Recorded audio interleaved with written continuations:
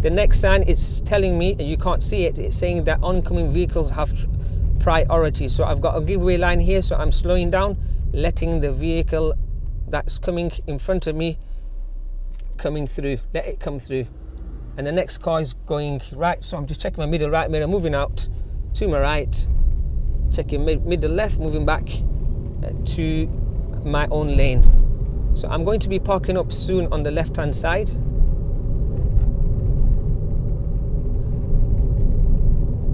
Still driving ahead. Check middle right, move away from the car when it's safe. Make sure you leave enough space, at least minimum half a car's width. Moving back in, checking mirror and left. Make sure you leave enough space. Make sure when you drive safely.